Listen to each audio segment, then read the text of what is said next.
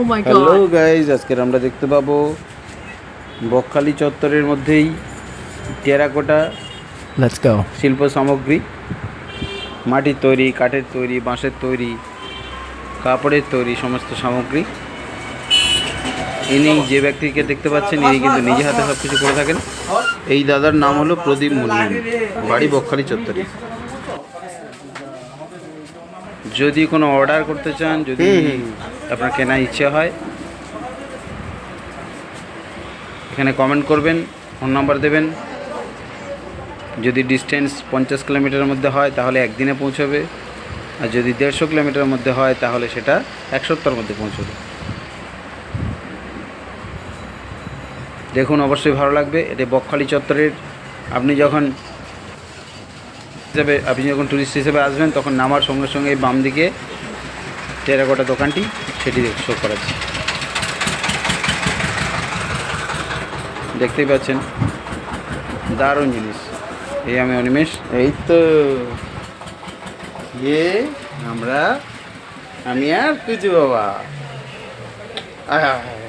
চলো।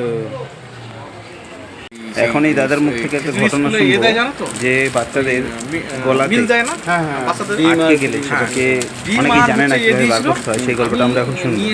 সেই গল্পটা শুনলেই আমাদের এই ভিডিওটা সঙ্গে থাকুন, শুনতে থাকুন। যারা নতুন অবশ্যই চ্যানেলটি সাবস্ক্রাইব করবেন, সঙ্গে থাকুন। Thank you so much. অনেক ছোট, মানে সে সাংঘাতিক ছোট।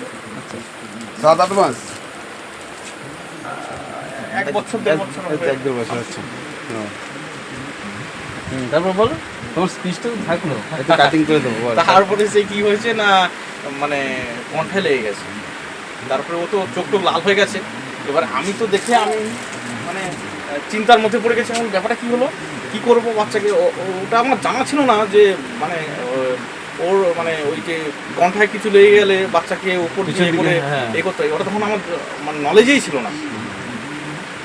পরে আমি চিন্তা করলাম যে ওটা আটকা তুলে সাথে সাথে চোখ থেকে লাল হয়ে গেল, ওটা এ করে ফেলে দিল, বেরিয়ে গেছে। হ্যাঁ, না হলে ওই দিনকে কী হতো ভগবান,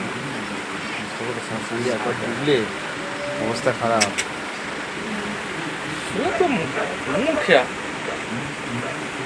এরকম ব্যাপারটা ছিল আর কি।